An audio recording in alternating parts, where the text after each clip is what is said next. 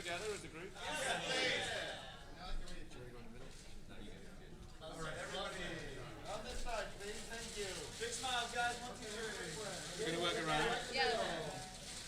Right down the middle. Now we're in the middle.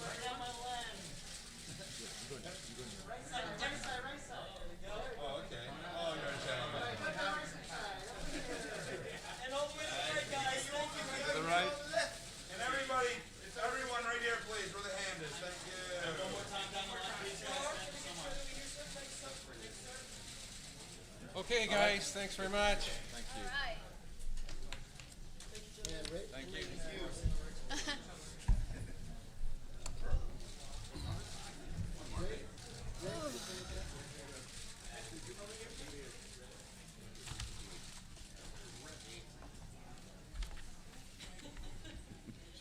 Thank you, guys. Good morning. My name is Eric Kohanek. I'm the moderator for today's panel on Coriolanus.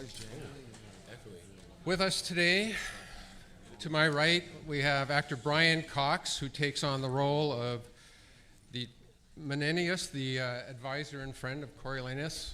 Next to him, we have Jessica Chastain, who plays the role of the wife of Coriolanus, Virgilia.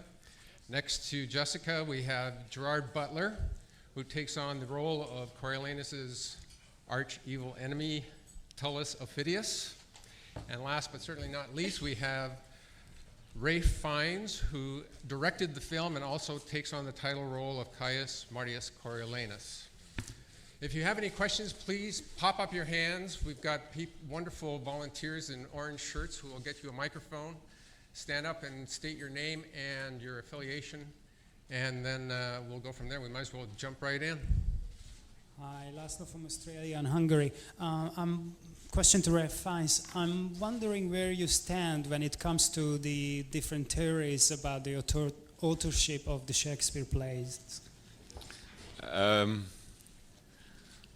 You mean about the fact that Shakespeare might not have written the plays? I think it's a bit of a dead end of a discussion in the end, because I don't know that any of our reactions to the plays should be any different, because it might have been written by someone else. I don't know the reasoning, and I haven't followed the arguments behind why it should not be William Shakespeare from Stratford-on-Avon. I believe it is. I believe it was this young man from Warwickshire who was extraordinarily gifted and wrote these plays. But in the end, the plays stand alone, and we experience them as live pieces of drama which work. Well, Rafe, since the play is the thing, tell us, why Coriolanus? What made you choose Coriolanus as the play? I think it was I played it on stage about 10 years ago, and it made a very deep impression on me. It's a play I think unquestionably always has resonance with the times we're in, and particularly now, I think, with so much uncertainty in the world, social upheaval, political upheaval, war, combat, and the constant tension between the nature of leadership and the voice of the people. And for me, it seemed to combine a continually resonant political thriller with a Greek tragedy at the center of it. And could you talk a bit about the development of the screenplay and the idea to update it, specifically using... The screenplay is a result of a great collaboration that I had with the screenwriter John Logan, who you will know from films like Gladiator and Aviator. And I pitched this idea of an updated version of Coriolanus to him, and he responded very enthusiastically and wrote this electric screenplay, which, with the result of our working together, we edited the text aggressively, but it's really his extraordinary visceral writing style, descriptive style on the page, which really, I think, was the first big step forward for the film to become a reality. We have a question over here in the third row. Hi, Fabian Weintal for Latin America. I have a question for Ralph Fiennes. We have George Clooney here, Madonna later today. They're both directors. You are a director too. So what makes an actor a better director? Better than who? Other directors that are not actors. I don't know. I think that for some actors, directing can become a natural progression. I think it's very hard to be you do a number of films, and I've found I became increasingly curious, and more than curious, about choices directors were making.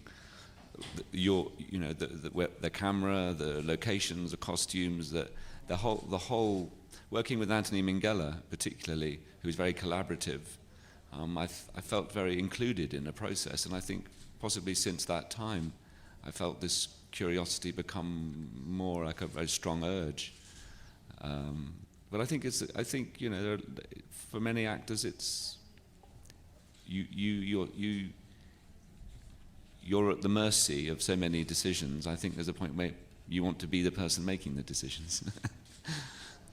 And how tough a sell is it then when you have Coriolanus? How difficult was that to convince the film industry to take a gamble on something like that? It was a particularly difficult time economically, because we were trying to make it just after the big crash in 2008, where there was no confidence at all in any market, particularly the film market, and it was always going to be a difficult sell. I think but as I was saying, John Logan's screenplay was so dynamic, so clear. So to anyone who picked it up, it was a page turner, and I think that gave the beginning of sort of confidence. And I worked with these three wonderful producers sitting in the front row here to make it possible: Julia Taylor-Stalley and Gabby Tanner and Colin Vaines, who had faith. So thanks to them, there was a film, and their determination. But I think it was just you keep plugging on, and eventually the pieces fall into place. Okay, Gerard, maybe we'll toss it over to you for a sec to talk about Ephiticus and how you prepared for the role. Was it a difficult role to get into his skin and play that? And talk a bit about the chemistry that you and Rafe have on screen, both as combatants and obviously at short-term allies there, and how you portrayed that. Well, as Rafe said, John Logan had did such a phenomenal job in the screenplay and really kind of clarifying what the story was and who the characters were. So it really kind of allowed it to. I felt like my character Ephiticus was really allowed to fly and say so much, and yet do it in such a kind of tight, controlled way.